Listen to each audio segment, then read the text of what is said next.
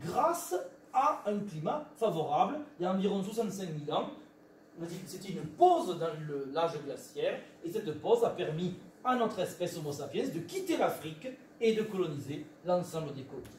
Comme ça aussi, vous voyez que on peut retrouver des traces de tout cela, et on peut reconstituer effectivement les variations du niveau des mers. Ça peut être un marqueur. Si jamais le niveau de la mer monte très, très rapidement, on pourra éventuellement le voir dans les sédiments.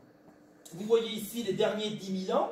Alors là aussi, on m'avait dit que depuis 10 000 ans, le climat était à peu près stable, puisque nous étions dans l'Holocène. En fait, pas du tout. On voit très bien que l'Holocène a connu un optimum climatique il y a à peu près 7 à 8 000 ans. Puis ensuite, ça s'est refroidi il y a à peu près 6 000 ans. Puis ça s'est de nouveau réchauffé. Là, vous avez l'apogée de la civilisation égyptienne.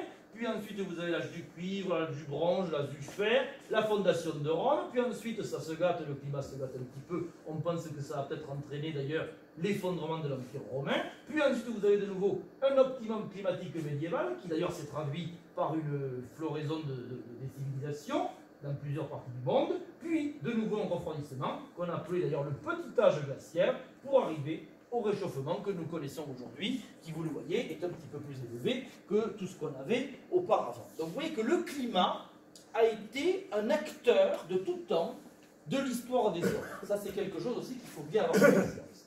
Sans une période climatique favorable il y a à peu près 9000 ans, nos ancêtres n'auraient pas inventé l'agriculture. Il faut bien avoir conscience de ça. C'est que si toutes les civilisations, tout ce que vous avez pu étudier dans les livres d'histoire existent, c'est parce que nous avons la chance de vivre une époque relativement calme au niveau climatique depuis 9000 ans. Ça, c'est quelque chose aussi qu'il faut bien avoir conscience. Ça. Et notamment, avec une dimension de l'agriculture, notamment en Mésopotamie, avec, bien entendu, Babylone, vous connaissez tout ça. Ça a été, c'est pas pour rien si vous avez des civilisations qui vont naître, pas que là, mais entre autres ici, parce que toutes les conditions climatiques étaient réunies, et aussi géologiques. Il ne faut pas l'oublier. Alors, ça c'est assez intéressant, ce petit graphique qui aurait tendance à montrer que la température, c'est assez marrant, aurait plutôt une courbe de tendance à la diminution depuis 9000 ans. En fait, l'optimum climatique, c'était vraiment au début de l'Holocène, puis ensuite, la tendance générale a été toujours à la baisse. Alors, ce graphique peut être critiqué, tout dépend comment vous calculez, vous agencez votre affaire. Par exemple, les climato-sceptiques vous montreront ce graphique en vous disant mais vous voyez bien la température elle baisse, ça n'a rien à voir, on ne se réchauffe pas. En fait non, si vous regardez bien en détail, là on voit bien que ça monte. Là c'est les résultats des dernières mesures. Bon, après, il faudrait avoir un petit peu de recul pour voir si c'est pas dans le bruit de fond, tout ça, bien entendu. Donc vous voyez que, voilà, ça c'est assez intéressant de faire le lien entre l'éclosion des différentes civilisations et leur effondrement. D'ailleurs, au passage, puisqu'on voit bien qu'à chaque fois qu'il y a eu un effondrement des températures, ça a pu accompagner un effondrement de certaines civilisations. Donc ça, c'est assez intéressant.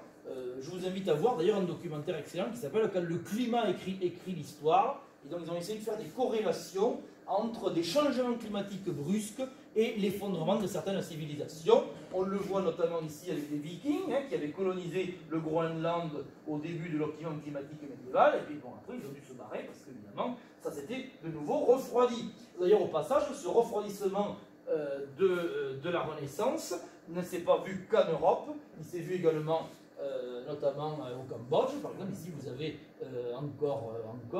enfin, on le voit encore d'ailleurs, il est encore là, mais il n'est plus en très bon état. En fait, on pense que l'effondrement de la civilisation khmer a été lié notamment à de grandes périodes de sécheresse suite à un refroidissement climatique. Ces sécheresses, évidemment, ont entraîné probablement famine, guerre, boucherie collective, bon, le tralala habituel. Donc vous voyez que ça serait intéressant, je ne sais pas si ça existe d'ailleurs, de faire une étude vraiment détaillée, approfondie, une corrélation entre l'émergence des civilisations et leur effondrement en relation avec le climat, ou en relation même, pourquoi pas, avec ici l'activité du Soleil. C'est-à-dire que le Soleil, à cette échelle de temps, les cycles de Milankovitch n'agissent plus. On est beaucoup trop à faible échelle de temps. Là, on pense qu'il n'y a que le Soleil qui est véritablement l'acteur majeur du changement climatique. Voilà. D'ailleurs, on voit que le Soleil a eu toute une variation d'activité. Vous savez que le Soleil a des cycles solaires de 11 ans, mais il y a aussi des cycles plus grands que 11 ans qu'on commence à peine à comprendre et qui sont probablement les chefs d'orchestre de ces changements climatiques.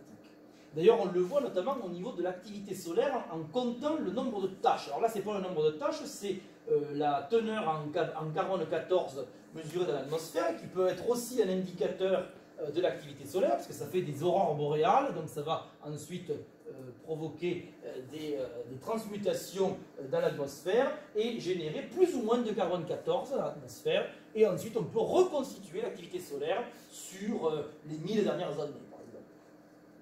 Un exemple aussi, c'est le comptage des tâches. Alors, vous allez me dire, c'est super intéressant votre métier, moi je suis compteur de tâches. Oui, mais attention, de tâches solaires, c'est quand même pas pareil. Donc compter les tâches solaires, c'est sympa, parce que plus vous avez de tâches, et plus le Soleil est actif. En fait, ce sont des zones d'éruption magnétique du Soleil, et il se trouve que, vous voyez qu'au XVIIe siècle, eh bien, il n'y avait pratiquement pas de tâches, ce qu'on appelle le minimum de Maunder. C'était tout simplement le petit âge glaciaire, avec la pauvre Madame de Sévigné qui se gelait dans son château en plein été. Elle était même obligée, imaginez, d'allumer le feu en plein mois d'août, catastrophicus. Donc, évidemment, c'était lié au fait qu'à l'époque de Louis XIV, il ne pouvait pas y avoir de soleil, évidemment. Donc le soleil s'était un petit peu arrêté de fonctionner, il n'était pas arrêté, il était au repos pendant un certain temps, et ça correspond à peu près au règne du roi soleil, pour le coup, sur Terre. Et donc, on a les tableaux de Bruegel, bien sûr, Bruegel l'Ancien, qui attestent tout à fait de ça, avec des hivers beaucoup plus rigoureux. Vous aviez la Seine qui était complètement gelée pendant tout l'hiver. Là, vous avez un peu plus tard la Tamise avec de la banquise. Il y avait carrément ils faisaient la fête, en fait. Ils faisaient la fête parfois sur la Tamise. On reconnaît Londres ici avec la cathédrale avant qu'elle brûle, bien sûr. Donc ça, c'est assez intéressant. Donc l'activité solaire a été une actrice aussi majeure, et la question est, il faut se rapprocher à ce que je dis, à mon propos, est-ce que le changement climatique actuel n'est-il pas l'action du soleil? On peut poser la question, évidemment, on peut poser la question, d'autant plus que, d'après certains calculs, l'activité du soleil pourrait être en train de diminuer, donc le soleil pourrait être en train de moins en moins nous chauffer, donc on devrait normalement se diriger vers un refroidissement climatique. Posons-nous la question. En fait, le problème, c'est qu'on s'est rendu compte qu'on avait une décorrélation entre les températures mesurées dans l'atmosphère et le rôle du soleil. En fait, le soleil est plutôt actuellement en train de nous refroidir quelque part, alors que le climat, lui, continue à se réchauffer. Et donc, il y a une décorrélation. Cette décorrélation, elle a été vraiment très marquée, de manière assez claire, depuis une trentaine d'années, en gros. Et aujourd'hui, il n'y a plus beaucoup de scientifiques spécialistes du climat pour dire le contraire. Très clairement, on ne peut plus expliquer le réchauffement climatique actuel autrement que par l'action des gaz à effet de serre libérés par les êtres humains. Voilà. Ça, la décorrélation totale, on la voit ici, très clairement, avec l'irradiance solaire qui diminue alors que la température continue à augmenter, alors que par le passé, il y avait quand même une assez bonne, pas toujours bien sûr, corrélation entre l'irradiance solaire et la température. Encore une fois, ce schéma est très simpliste, donc à prendre avec des pincettes quand même. Alors, bien sûr, alors quand vous voulez montrer le réchauffement climatique, qu'est-ce que vous faites? Vous prenez un président, par exemple, et vous l'envoyez à la mer de glace, parce qu'il y a des jolies photos à faire, etc. En fait, très mauvais exemple, parce qu'on s'est rendu compte que les glaciers alpins ont déjà fondu par le passé, notamment à l'époque romaine, donc il n'y avait pas du tout d'usine qui pollue à l'époque. Donc effectivement, la mer de glace est en train de fondre à une vitesse folle, en raison du réchauffement climatique, mais le problème, c'est qu'elle a déjà fondu il y a 2000 ans, voire même plusieurs fois, et du coup, c'est pas forcément le bon exemple pour parler de réchauffement climatique. D'ailleurs, on le voit ici, vous avez ce glacier qui date, cette photo date de 1920, un glacier alpin. En fait, ce glacier n'a pas toujours été là. En 1818, il arrivait ici, comme en 1855, mais par contre, en 1740 et 1876, il était ici. En 1620, il était de nouveau descendu là, et en l'an 2000, il était là-haut.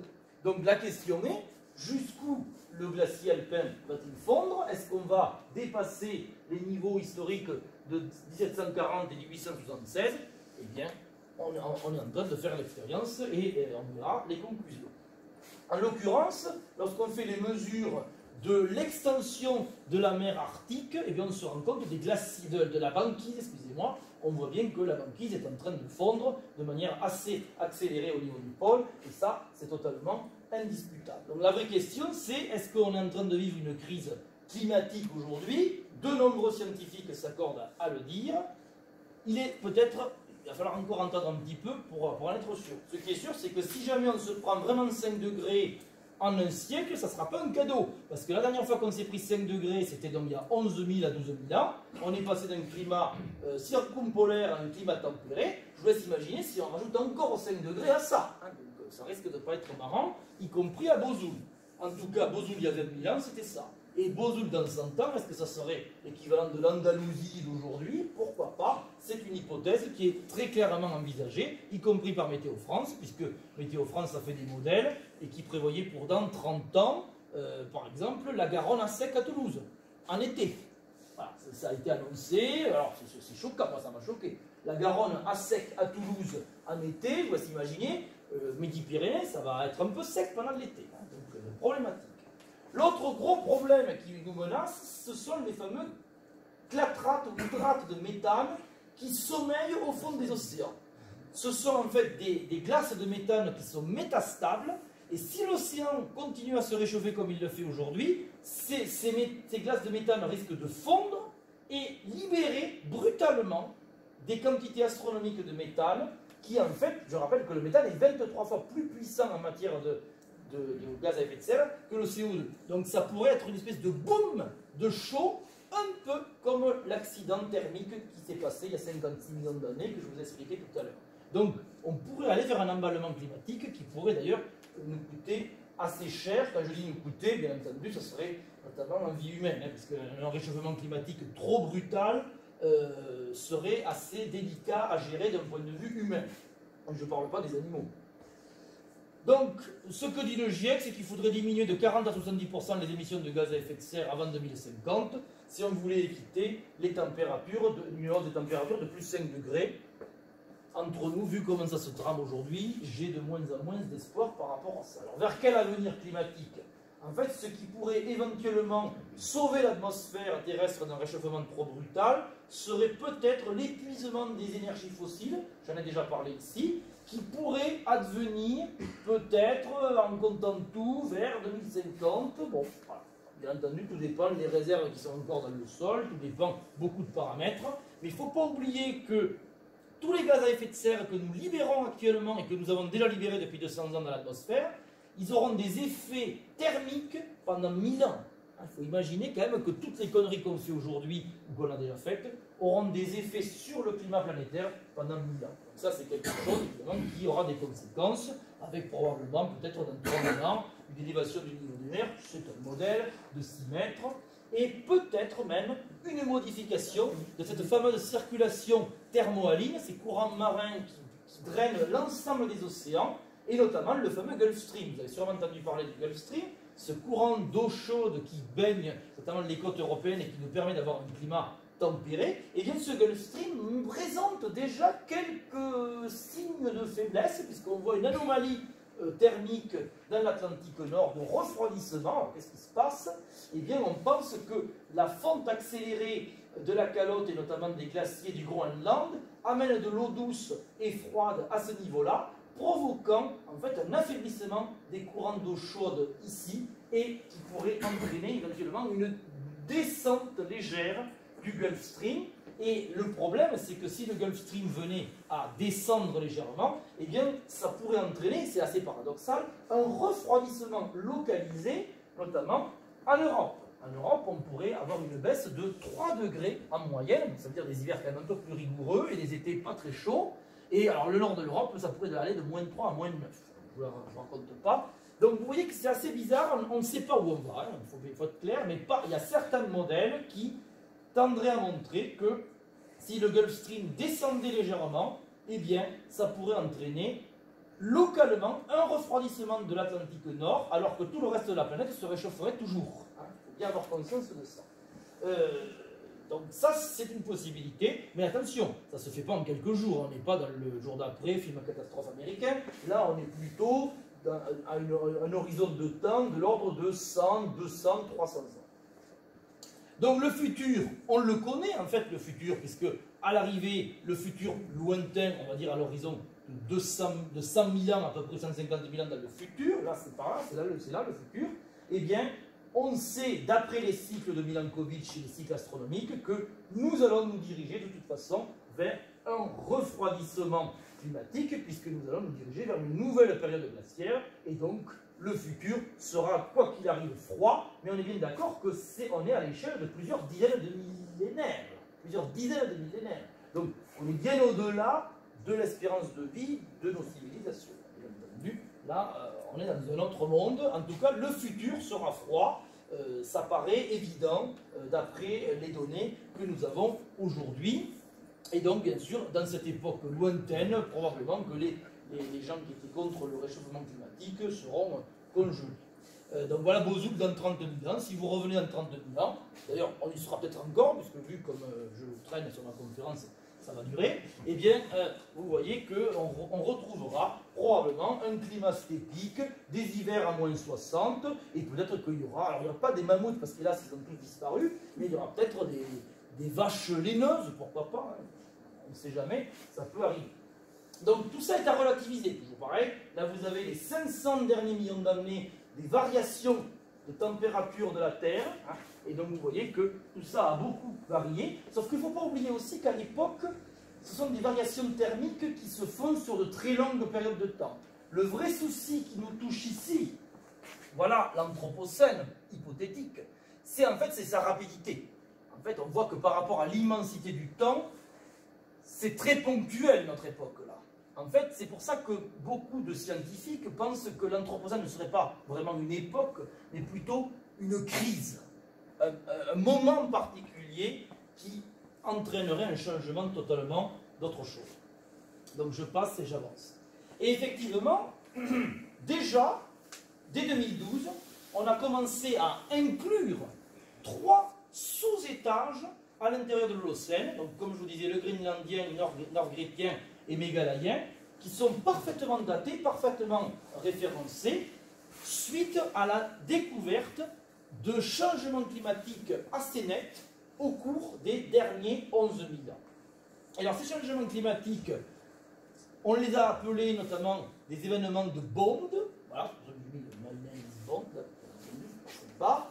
En fait, ces événements de Bond, parce que c'est M. Bond tout simplement qui a travaillé dessus avec d'autres, et en fait, on s'est rendu compte qu'il y a eu plusieurs événements de Bond avec des refroidissements périodiques par moment, plus ou moins importants. Qu'est-ce que c'est ces refroidissements? D'où viennent-ils? En fait, ils viennent de débâcles glaciaires. En fait, par moment, le climat se réchauffe, les glaciers fondent brutalement, vous avez des tombereaux de glace qui partent dans l'océan et qui vont entraîner un refroidissement de l'océan et ainsi un refroidissement momentané du climat dans certains endroits du globe. Et vous voyez que ces glaciers vont embarquer avec eux des moraines, des sables, des rochers, etc. Et on peut retrouver ces rochers au fond de l'océan. Et d'ailleurs, on en a trouvé un peu partout. On en a même trouvé, vous vous rendez compte, grâce à l'analyse pétrologique, on a pu retrouver ces rochers au large de Bordeaux, alors que le rocher en question était un gneiss qui venait du Canada. On a pu le démontrer, ça vient du Canada. Donc, ces débâcles glaciaires ont été des acteurs majeurs des derniers 11 000 ans. Et d'ailleurs, vous voyez, les 8 principaux événements de Bond, qui ont d'ailleurs, on les a corrélés ici avec des événements plus ou moins historiques. Par exemple, le 4e événement de Bond, il y a presque 6 000 ans, correspond à une reformation du désert du Sahara. Parce que le désert du Sahara n'a pas toujours existé. Tantôt, il était savane, tantôt, il était désert, et ces événements ont été par les acteurs de ces phénomènes. Un exemple ici, au Tassili Nadjer, que vous connaissez peut-être. On est dans le sud-est de l'Algérie, et qu'est-ce qu'on y trouve? Des peintures rupestres extraordinaires, datées de 9000 à 10 000 ans, avec des animaux extrêmement riches. On a une savane arborée, tout simplement. Voilà. Donc on imagine que le Sahara, à cette époque-là, était une savane, avec notamment certains grands lacs. Il y avait des lacs immenses, notamment le lac Tchad, et donc il y avait des plaines avec de l'eau. Enfin, c'était tout à fait, c'était l'Okavango, quasiment. Il faut dire les choses comme c'est. Et c'est tout à fait étonnant, et brutalement, tout ça s'est asséché en quelques siècles, voire millénaires, et c'est devenu le désert. Donc voilà à quoi ça devait ressembler, il y a à peu près 9000 ans, le Sahara, et puis ensuite c'est devenu un désert. Donc, vous voyez qu'on a retenu quelques gros événements de Bond bien marqués, et ce sont ces événements climatiques brutaux qui ont été les marqueurs pour créer les étages que je viens de vous décrire, les derniers étages de l'Holocène. Donc peut-être, ça me paraît tout à fait logique en tout cas, que le réchauffement climatique actuel pourrait être un nouveau marqueur pour un nouvel étage qui n'existe pas encore, bien entendu. Donc l'Anthropocène est-il une nouvelle crise biologique majeure? Là, on va parler des crises biologiques. Alors, les crises biologiques, vous les connaissez peut-être. Il y en a eu 5 grandes crises biologiques. Déjà, qu'est-ce qu'une crise biologique? C'est bien joli de parler de crise, ah, c'est la crise, tout ça, on ne sait pas. Donc, déjà, pour être une crise biologique, ça a touché beaucoup de taxons, c'est-à-dire beaucoup de groupes vivants et variés. Avoir un impact pratiquement planétaire, et se produire dans un laps de temps assez court, entre 100 000 et 1 million d'années. On est quand même en géologie, il ne faut pas pousser. Il faut savoir qu'il y a eu plus de 60 crises depuis 800 millions d'années. 60 crises. On vous en parle souvent de 5, en fait il y en a eu 60. Bien entendu, elles n'étaient pas toutes de la même ampleur. Hein, donc on voit ici les différentes crises biologiques depuis 540 millions d'années. Donc ces 5 grandes crises, bien sûr c'est celle de l'Ordovicien, du Dévonien, puis la plus terrible, celle de la fin du Permien, celle du Trias, et enfin la dernière, celle de la fin du Crétacé. Alors, il faut savoir ici que, c'est dommage parce qu'on pourrait en discuter plus longtemps, mais ce graphique est tout à fait passionnant. Vous avez ici, vous pouvez le retrouver sur Wikipédia, c'est très intéressant. Vous avez ici les variations de température sur les 500 derniers millions d'années. Là, vous avez les fluctuations des teneurs en CO2. Donc, vous voyez d'ailleurs au passage que là il y a beaucoup de CO2 et là il n'y en a pas beaucoup. En fait, nous vivons une époque où il n'y a pratiquement plus de CO2 dans l'atmosphère, ça fait réfléchir aussi. Voilà. On voit aussi que les températures étaient bien plus élevées donc au Jurassique qu'elles ne le sont aujourd'hui. Donc on vit une période tout à fait particulière dans l'histoire de la Terre où il fait froid en fait. On vit dans une période froide de l'âge de la Terre, qui est totalement anormale depuis pratiquement 500 millions d'années. De même, les fluctuations du niveau marin, vous voyez qu'elles ont beaucoup bougé. Là, il y a beaucoup d'eau, là, il n'y en a pas beaucoup. Et nous vivons justement une époque où le niveau marin est anormalement bas par rapport aux précédentes périodes. Là aussi, le niveau marin est lié à l'activité des dorsales océaniques, c'est compliqué à expliquer rapidement. Vous avez des volcans sous-marins qui peuvent parfois gonfler, et en gonflant, ça fait soulever le niveau de la mer de 200 mètres, et parfois les dorsales dégonflent comme un soufflet qui retombe et le niveau de la mer rebaisse. Vous avez ensuite la production du charbon et du pétrole. Vous voyez qu'il y a eu des périodes particulières où le charbon et le pétrole se sont formés, pas tout le temps. Hein, voilà. Ensuite, voilà, c'est la production de la croûte océanique, donc les dorsales. On n'a pas de données avant, parce qu'elle a disparu, tout simplement. La biodiversité, là aussi, c'est délicat. Comment peut-on estimer la biodiversité il y a 400 millions d'années alors qu'on n'a que très peu de fossiles qui ont été conservés dans les couches géologiques? Alors du coup on a une espèce de biais observationnel où on a l'impression qu'il y a énormément de biodiversité aujourd'hui alors qu'il y en avait peut-être beaucoup à l'époque, mais on ne l'a pas retrouvé. On estime avec des corrections particulières, statistiques, on peut à peu près réestimer à peu près la biodiversité, mais il ne faut pas oublier que la fossilisation, c'est un phénomène rare, et le paléontologue discute sur des bribes, des vestiges. C'est comme si on devait reconstituer un roman de Victor Hugo en ne trouvant qu'un mot sur 10 000. Pour reconstituer l'histoire, je vous laisse imaginer, c'est compliqué. Là, vous avez ensuite les traps, les fameux super éruptions qui ont ponctué l'histoire de la Terre. Donc, bon, je vous parlerai tout à l'heure des traps de Sibérie, qui sont particulièrement particulières, très fortes, pardon, et les traps du Décan en Inde, qui ont été un des acteurs de la crise de la fin du Crétacé. Et puis, vous avez les impacts de météorites aussi, qui ont ponctué l'histoire de la Terre.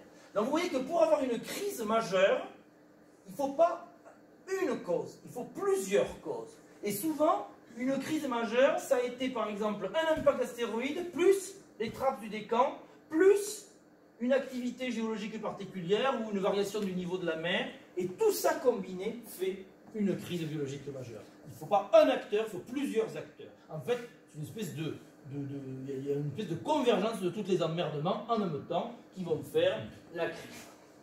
Et d'ailleurs, un exemple, on peut reconstituer, en fait, on s'est rendu compte que quand on parle des 5 grandes crises, il faut faire attention à ce qu'on dit, parce qu'il y a un bruit de fond, en quelque sorte, un bruit de fond des crises biologiques. Ce sont des variations de la biodiversité et des indicateurs de fossiles. Et on voit ici très clairement que parmi les crises vraiment importantes, vous avez la dernière, donc la crise de la fin du Crétacé, et la crise de la fin du Permien, qui sont vraiment marquées. Alors que la crise du Trias est beaucoup moins marquée, de même que la crise de l'Ordovicien et du Silurien, qui sont quand même un petit peu moins fortes que celle du Permien et celle du Crétacé. Il faut qu'on voit la profondeur, tout dépend comment on fait les mesures. Donc, en fait, quand on parle des 5 grandes crises du vivant sur Terre, en fait, il y en aurait plutôt 2 principales et 3 un peu plus mineures. Bon, j'ai hélas pas trop le temps de commenter ce graphique fort décoratif, comme vous pouvez le constater, mais ce qu'il y a d'intéressant ici, c'est de voir que à chaque crise, par exemple à la fin du Permien, ici, vous avez la courbe, ici c'est les extinctions, et en pointillé, ce sont les nouvelles espèces qui apparaissent. On n'en parle pas, mais en fait, à chaque fois que vous avez une crise biologique, vous avez aussi une radiation adaptative, c'est-à-dire que vous avez de nouvelles espèces qui apparaissent après la crise. Et ça, c'est quelque chose qui est très intéressant, parce que, en fait, je me rends compte que je n'ai pas le temps de détailler ce graphique, hélas, mais une crise, c'est la somme des espèces qui disparaissent, ou des groupes qui disparaissent, mais aussi des groupes qui apparaissent. Donc, une crise biologique, si on doit la regarder sur une longue période de temps, c'est plutôt positif. Parce que certes, vous avez des acteurs qui crèvent, mais vous en avez des nouveaux qui apparaissent, et il y en aura encore plus qu'avant. Donc, une crise biologique, c'est un moteur de l'évolution. Ça, c'est quelque chose aussi qu'il faut bien avoir conscience. Alors, la vraie question qu'on doit se poser, c'est vivons-nous dans une 6e crise biologique? Et donc, d'après certaines études, celle de M. Barnowski en 2011, dit non. En fait, lorsqu'il fait la somme de ce que l'on sait aujourd'hui des extinctions d'espèces ou de différents groupes qui sont ici, eh bien, si on voulait être du niveau d'une crise biologique majeure du type Crétacé tertiaire, Permien, etc., il faudrait dépasser les 75% d'extinction d'espèces pour chaque groupe. Or, on n'y est pas encore, vous le voyez, on n'est encore pas du tout à 75%. Certes, on a une diminution des effectifs, mais on n'a pas une disparition totale de toutes les espèces. Et ça, c'est plutôt une bonne nouvelle, pour le coup, que je vous raconte ce soir, parce qu'en fait, il n'est pas trop tard. Si on inverse la tendance et qu'on arrête de détruire l'environnement, les espèces qui sont certes un petit peu affaiblies sont toujours là et pourront peut-être se renouveler et repartir de plus belle pour restaurer la biodiversité. Voilà, c'est le même graphique. Vous voyez qu'à peu près la plupart des groupes ici ont des taux d'extinction actuellement entre 20 à 40%. On est encore loin des 75% qui permettraient de nous classer parmi une crise biologique. Alors, ils ont fait des calculs, je ne vous détaille pas la chose en tout. C'est un modèle, bien entendu, qui est présenté ici, ce n'est pas vraiment la réalité. Et ils ont calculé que si toutes les espèces menacées disparaissaient en 100 ans, alors le taux de perte, pour qu'il atteigne 75%, serait atteint au bout de 240 à 540 ans. C'est-à-dire que vraiment, pour atteindre les niveaux d'extinction de la crise crétacé-tertiaire, il faudrait pratiquement 250 à 500 ans. Donc ça veut dire que on n'y est pas encore, visiblement, d'après ces données-là, en tout cas, on n'est pas encore au niveau d'extinction tant redouté ou parfois tant annoncé dans les médias. Encore une fois, ça n'est qu'une étude. Peut-être qu'il y a un autre type qui a fait une autre étude et qui dit ça c'est de la merde. Là aussi, il ne faut pas oublier qu'en science, il y a des débats. On a entrevu ce que c'était le débat entre scientifiques avec la crise du coronavirus. C'était mal organisé d'ailleurs, ce débat. Mais il ne faut pas oublier que voilà, chacun arrive avec ses idées. Ce scientifique-là dit qu'on a encore une marge d'action pour pouvoir éviter le pire. Voilà ce que dit cette équipe-là. Je passe. Donc, une crise biologique, c'est d'abord une phase d'extinction, une phase de survie et une phase de reconquête.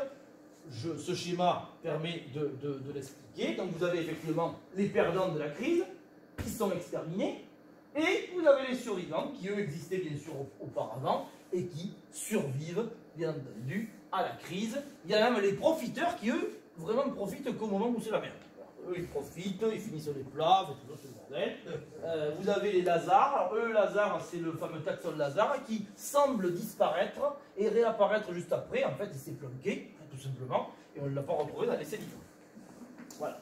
Passons. Tout ça pour vous dire que une crise, ça engendre tout le temps une radiation adaptative extraordinaire. Donc, si on voulait raisonner à l'échelle de 100 millions d'années, eh bien, brûlons tout, faisons tout sauter, ça sera la fête. Alors, bien sûr, on ne sera plus là pour le voir, mais théoriquement, on devrait avoir une formidable radiation adaptative derrière, évidemment, sans. Donc, voilà, là, voilà, vous avez un exemple avec la disparition des dinosaures, de tous les reptiles de taille considérable à l'époque, puis certains. Les mammifères, à l'époque, ils étaient plutôt dans des niches écologiques assez préservées et surtout assez un peu à part. Et cette radiation adaptative des mammifères n'a été permise que grâce à la disparition, bien sûr, des grands dinosaures qui squattaient toutes les niches écologiques. Voilà, donc lui, hop, terminé. Au revoir, messieurs, dames. D'ailleurs, au passage, c'est assez rigolo, je parlerai tout à l'heure. Donc, les causes possibles des crises biologiques à l'échelle géologique, les impacts extraterrestres, je l'ai dit, le volcanisme, les glaciations, les changements paléogéographiques, c'est-à-dire les modifications de la position des continents, et même, on pense, les inversions magnétiques qui ont pu être des actrices importantes.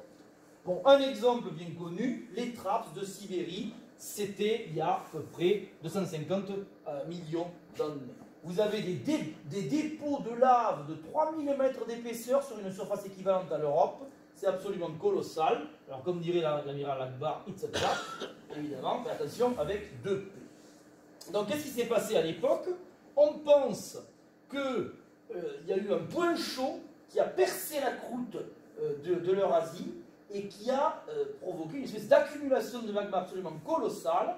Et manque de peau, ce magma est entré en contact avec des couches de charbon. Alors, vous imaginez un petit peu. Tout ça a pris feu, c'est une hypothèse en tout cas qui est soutenue, et ce charbon a brûlé. En plus, il y avait également dans les sédiments de la pyrite, donc ça a encore plus accéléré les gaz à effet de serre, et ça a provoqué un changement climatique absolument cataclysmique à cette époque-là, qui a probablement causé cette fameuse crise que vous avez ici, la plus grave crise des derniers 500 millions d'années, la crise de la fin du Permien. Mais vous voyez que après, c'est bien reparti à chaque fois. Et là, vous avez la crise de la fin du Crétacé. Et après, pouf, c'est reparti de plus belle, la biodiversité. Donc, voilà ce que c'est la sélection naturelle. La sélection naturelle, c'est bien entendu la sélection, toujours, la survie du plus apte.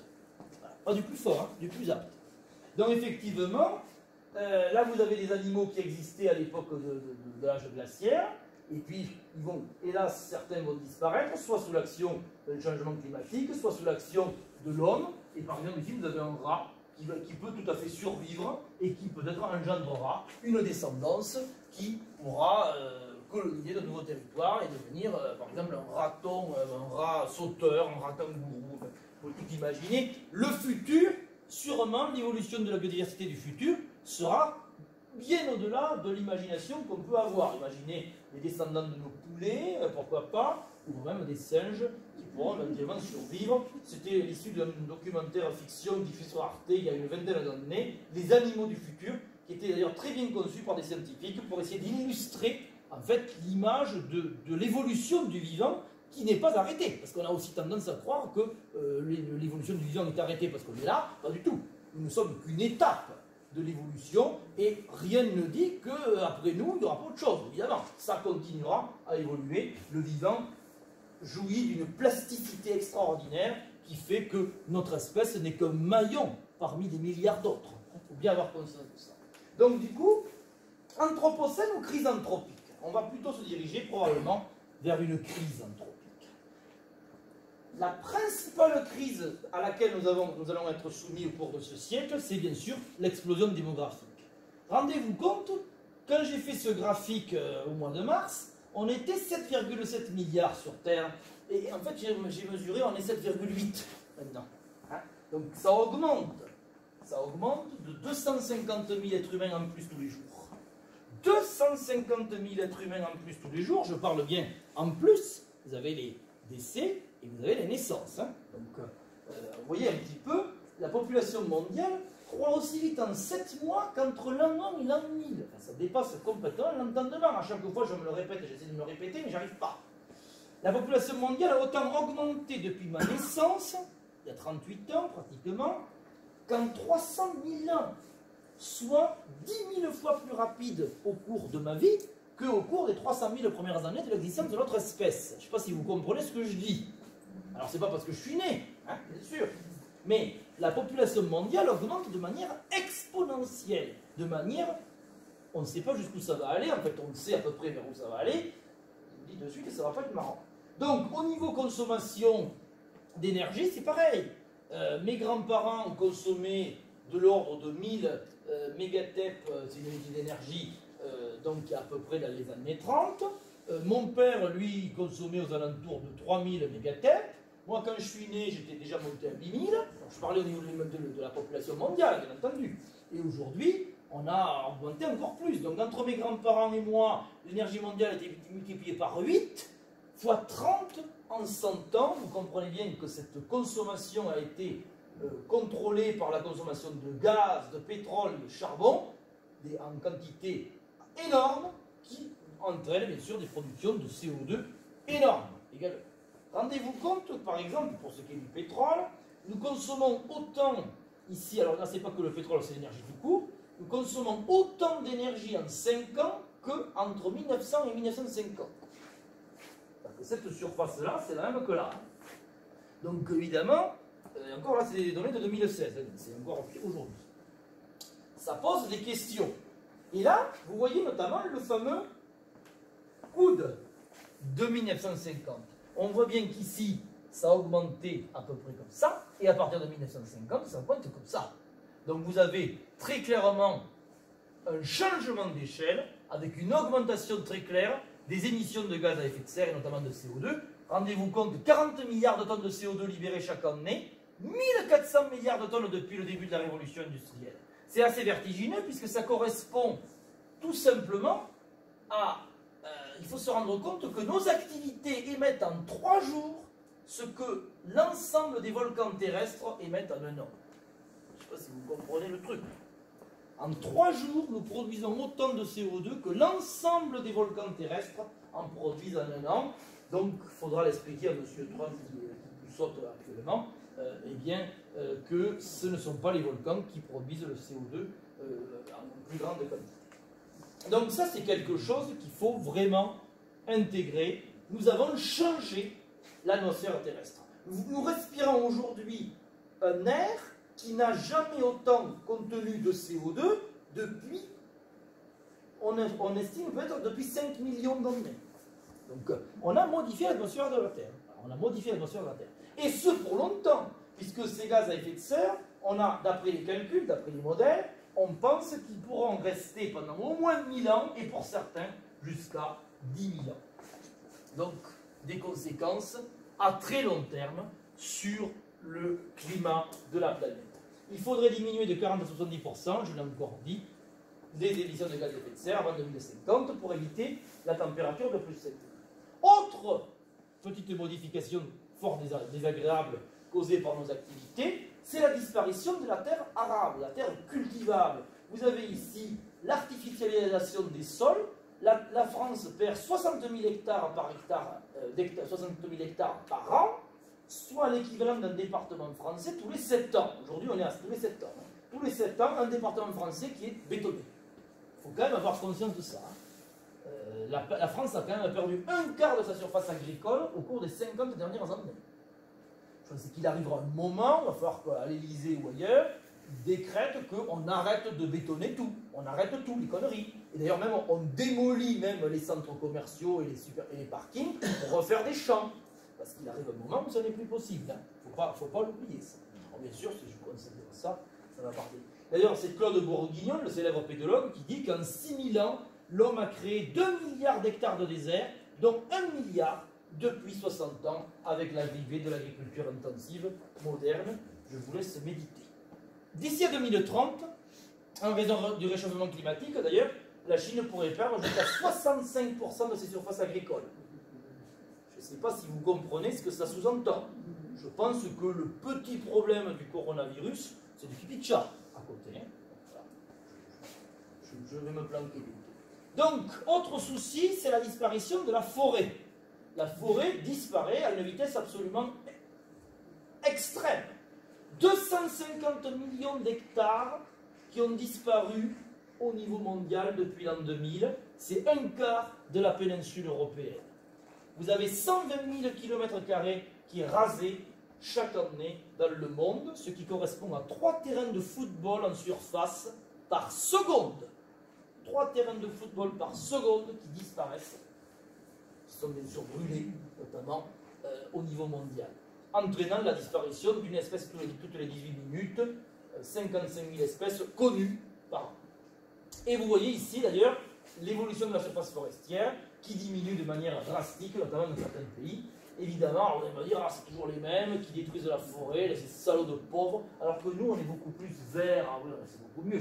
En fait, nous, on a déjà tout détruit chez nous. Donc, forcément, on ne va pas détruire plus. Donc, ça, c'est quelque chose. Le problème, c'est que ça touche des pays qui contiennent notamment des îlots de biodiversité qui sont, hélas, en grand danger, en très grand danger. Et si on n'agit pas rapidement, eh bien, nous allons perdre des réservoirs de biodiversité planétaire qui seront perdus à jamais. Ça, il faut bien avoir conscience de ça. Mais n'oubliez pas que la déforestation, c'est un phénomène qui est ancien sur Terre, puisqu'il sévit depuis des siècles déjà. Je vous ai parlé tout à l'heure de la déforestation du Moyen-Âge en Europe. Et après le XVIIe siècle, les États-Unis ont perdu 90% de la surface de leur forêt primaire afin de gagner des terres agricoles. Et en Europe, c'est la moitié des forêts du territoire qui ont été détruites au Moyen-Âge en réponse à l'essor de la population. Donc, en fait, les pays du Sud ne font que refaire les mêmes erreurs que nous avons commises il y a quelques siècles. Vous avez ici, tout simplement, je peux le montrer, j'ai une petite vidéo rapide qui vous montre, si ça veut bien démarrer. Hop, voilà. Vous avez ici l'évolution de la forêt au fil des siècles en Europe, évidemment, plus c'est rouge et plus la forêt disparaît. Donc ce sont des modèles, bien entendu. Et effectivement, les forêts primaires en Europe, on ne les voit plus que dans les tableaux de Bruegel. Voilà, alors il peut y avoir aussi du positif quand même, puisque vous voyez que là vous avez un reboisement en quelque sorte de l'Europe, suite notamment aux friches qui se sont installées, puisqu'on a abandonné de nombreuses terres après la déprise agricole, et puis on a pu aussi également abandonner l'exploitation du bois pour le chauffage, et donc on a quand même des forêts qui peuvent éventuellement repartir, notamment en Europe, donc preuve aussi qu'il pourrait y avoir peut-être un peu d'espoir, après la destruction vient peut-être la renaissance, peut-être. Voilà les États-Unis en 1620, il y a 400 ans, et puis vous voyez la disparition brutale de toutes les forêts suite à la colonisation de l'Amérique du Nord. Effectivement, l'homme occidental, il faut dire les choses comme c'est, est un véritable destructeur d'écosystèmes. Et d'ailleurs, le modèle occidental est à poser. La question est à poser. Est-ce que le modèle occidental de développement est-il périn à l'échelle de l'histoire de l'humanité? On pourra éventuellement en débattre si vous n'êtes pas mort à la fin.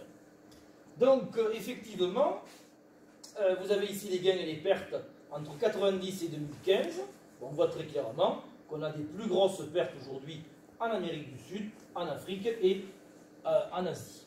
Bon, évidemment, tout le monde l'a oublié déjà, mais n'oubliez pas les grands incendies qui ont ravagé toute l'Australie au début 2020. On a commencé 2020 par des incendies cataclysmiques, hein, et on continue d'ailleurs avec d'autres drames encore cette année, donc je ne reviens pas sur cet exemple-là. J'ai oublié de vous mettre, hélas, des photos. Là, vous avez ce pauvre koala qui a été carbonisé, hélas. Mais il y a eu d'autres incendies ailleurs sur Terre, évidemment, hein, cette année. Alors, c'était que au mois de janvier, là. Hein. Mais en fait, ça a continué à brûler. Et puis, les derniers incendies, vous les connaissez, notamment en Amérique, avec ces ciels oranges qui ont englobé complètement la ville de San Francisco. On se croyait dans un film post-apocalyptique des années 80, avec un ciel complètement orange, lié aux incendies catastrophiques qui sont en train de ravager toute la Californie. Et là, vous avez ici le rythme extraordinairement effréné de destruction. Vous imaginez qu'au Brésil, on détruit, on coupe 859 arbres par minute, calcul statistique bien entendu, essentiellement pour soutenir l'élevage bovin et les biocarburants. Donc là aussi, il faut aussi se rendre compte de pourquoi on fait ça. On ne coupe pas la forêt pour le plaisir, on fait ça pour satisfaire une agriculture qui n'est pas du tout durable. C'est une agriculture industrielle, une agriculture productiviste qui, en fait, satisfait un besoin immédiat. Imaginez fabriquer des biocarburants, c'est-à-dire pour faire tourner des 4x4. Hein, je crois que l'être humain, il a complètement perdu la tête. Il faut dire les choses comme c'est. Et il n'a aucune capacité à voir arriver le danger qui se prépare. C'est-à-dire que tout le monde se rend bien compte quand même qu'on va dans un mur, mais on y va, on accélère même. C'est-à-dire que c'est comme si on était à bord du Titanic, et on a la flotte qui rentre de partout, et puis le mec qui dit, ah bah tiens, si on rajoutait des robinets à nord, ce serait sympa.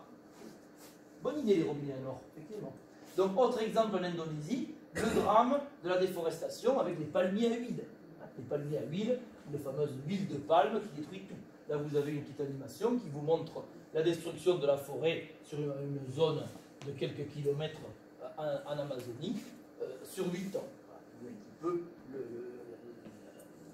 c'est presque fractal cette destruction de la forêt. On a un autre exemple ici, je passe. Le problème, c'est qu'en détruisant ces forêts primaires, on détruit aussi des cultures. On a retrouvé des tribus qui vivaient complètement en vase clos, à part de la civilisation, si j'ose dire, de notre civilisation, et ce sont des tribus qui risquent de disparaître en détruisant ces écosystèmes, bien sûr, restés préservés jusqu'à présent, et évidemment, on peut qualifier ça de crime contre l'humanité. Vous avez le fameux chef Raoni qui se bat depuis des décennies pour sauver sa culture, qui est complètement en voie de disparition suite à la destruction de la forêt. Donc c'est quelque chose qu'il faut bien avoir conscience. Les derniers calculs tombent, donc 2400 arbres coupés chaque minute, 13 millions d'hectares qui disparaissent chaque année, l'équivalent de l'Angleterre, l'équivalent en surface de 86% de la forêt française qui disparaîtrait en un an. Rendez compte. Au rythme actuel, les forêts tropicales devraient disparaître d'ici 50 à 70 ans, si on continue comme ça. Hein, donc 55% de l'Amazonie aura disparu à l'horizon 2030, au rythme actuel. Dans 10 ans, plus de la moitié de l'Amazonie aura disparu. Donc, il arrive un moment, qu'est-ce qu'on fait? Je ne sais pas. Je ne cache pas que là, il y a de quoi devenir dépressif. Hein, ou alors on va pouvoir reprendre un apéro tout à l'heure. Et effectivement, vous avez ici cette forêt qui est complètement rasée à blanc et qui va peu à peu, hélas, laisser place à des cultures sur brûlis et beaucoup d'espèces. Alors là, bien sûr, on est donc à Bornéo avec les fameux orang-outans qui sont quasiment en voie de disparition complète à l'état sauvage dans ces forêts. Là, vous avez par exemple cette vidéo abominable. Vous avez ce pauvre orang-outan qui se fait chasser à coups de pelle mécanique et qui, bien sûr, hélas, ne va pas survivre très longtemps. Là, vous avez l'évolution de la forêt de Bornéo qui a véritablement été décimée au cours des 20 dernières années. Elle était quasiment intacte encore en l'an 2000 et elle a été véritablement entamée au cours des 20 dernières années suite à l'explosion de la culture de l'huile de palme. Donc voilà quelques graphiques, je passe, voilà ce que ça donne. Voilà. des cultures de huile de palme, évidemment, là-dessous, il n'y a plus que des palmiers à huile et il n'y a plus aucune biodiversité. On ne peut pas comparer une forêt de palmiers à huile avec une forêt primaire, bien sûr, qui n'a rien à voir. Autre exemple, alors bien sûr, d'autres espèces, bien sûr, assez emblématiques, qui sont en grand danger d'extinction. En fait, quand on fait la somme des espèces qui disparaissent, en fait, on se rend compte que beaucoup d'espèces en voie de disparition sont plutôt des grands mammifères ou plutôt des animaux, on va dire, d'une certaine taille. Pourquoi? Parce qu'on ne voit pas forcément aussi tous les micro-organismes qui sont potentiellement en danger et qui disparaissent également. Bon, hélas, les animaux sauvages ici sont aussi chassés parce qu'ils sont forcément une concurrence entre les hommes et les animaux sauvages, donc ils sont chassés, ils sont tués. Il y a aussi des crimes absolument abominables.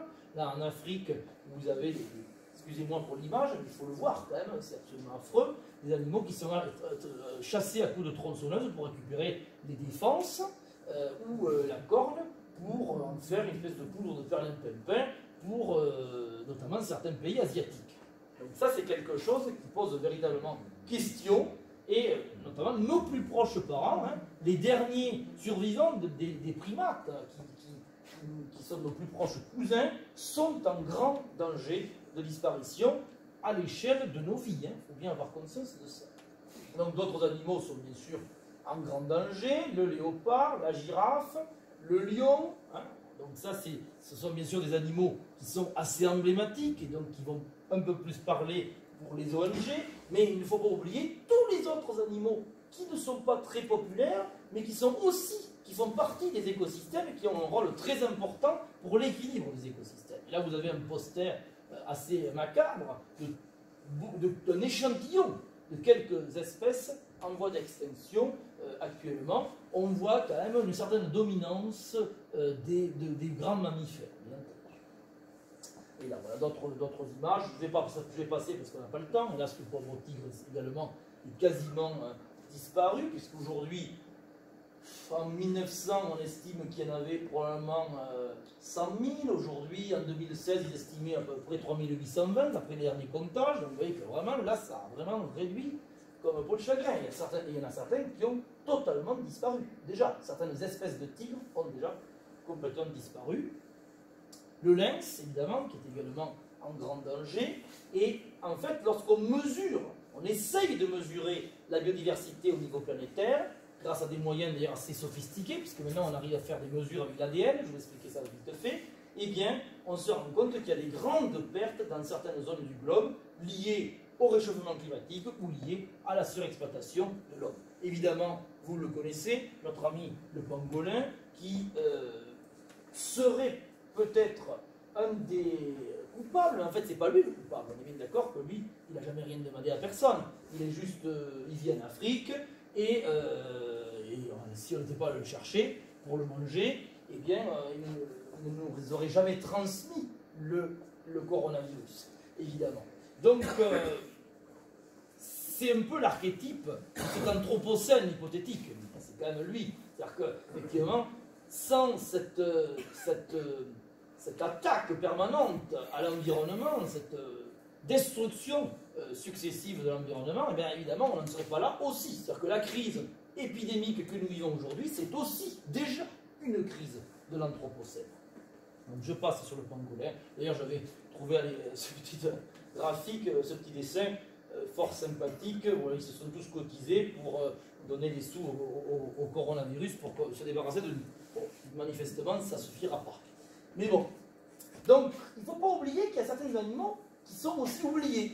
Là, vous avez un dessin du WWF qui vous montre quand même, vous avez un thon qui a mis un masque de panda, parce qu'effectivement, il ne faut pas oublier qu'il n'y a pas que le panda qui est en voie de disparition, il y a aussi les thons, notamment.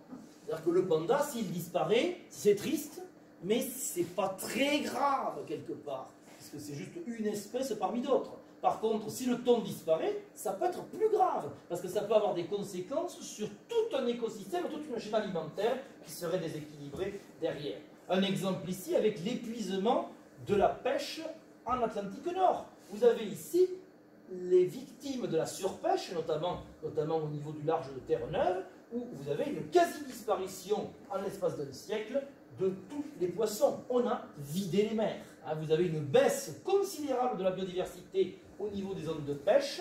Et l'exemple typique, c'est bien entendu l'affaire de la morue de Terre-Neuve, qui a été tellement surpêchée par des super bateaux qui peuvent, vous vous rendez compte, pêcher 650 tonnes de poissons par jour. Parce que vous imaginez, c'est des trucs colossaux. Vous avez un petit peu la taille de la chose par rapport à une baleine bleue.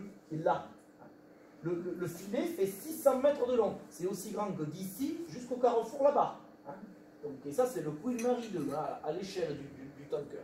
Donc, c'est un truc colossal qui racle tout, qui vide tout, qui détruit complètement la faune et la flore sous-marine et qui va ensuite, bien entendu, détruire tout ça. Vous avez également la pêche électrique qui commet d'énormes ravages, qui tue d'ailleurs tout un tas de poissons qui ne devaient même pas être pêchés au préalable, et évidemment les conséquences sont absolument dramatiques. Là vous connaissez ici l'ours polaire qui bien sûr voit son espace de vie se réduire comme neige au soleil, si j'ose dire, puisque la banquise de son écosystème naturel est en train de disparaître, et évidemment c'est un animal qui va peu à peu disparaître, tout comme le phoque également, ou encore d'autres espèces sont en grand danger, comme la tortue qui peut avaler les sacs plastiques que l'on jette partout, les filets qui sont abandonnés, bon, je passe les détails. Donc vous avez tout un tas d'espèces ici qui sont un petit peu l'archétype de cette crise dans laquelle nous sommes, qui ne serait pas de la même ampleur qu'une crise biologique comme on l'a pu l'avoir sur Terre par le passé, mais vous comprenez bien que c'est d'un point de vue éthique, j'ai envie de dire, c'est quand même pas très joli. C'est-à-dire qu'on est en train de détruire toute une biodiversité terrestre juste en raison de nos activités. Ça pose de vraies questions éthiques, j'estime. Donc en 40 ans, nous avons perdu 60% des populations d'animaux sauvages sur Terre et 89% dans les tropiques. Donc vous voyez que suivant les domaines, ça a plus ou moins baissé. Milieu marin, moins 36, terrestre 38, global 58%. Eau douce, c'est les plus grandes pertes de biodiversité, moins 81% selon ce rapport du WWF. C'est là que je vous parle vite fait de l'ADN métabarcoding. Comment fait-on pour estimer la biodiversité dans un milieu? Très simple.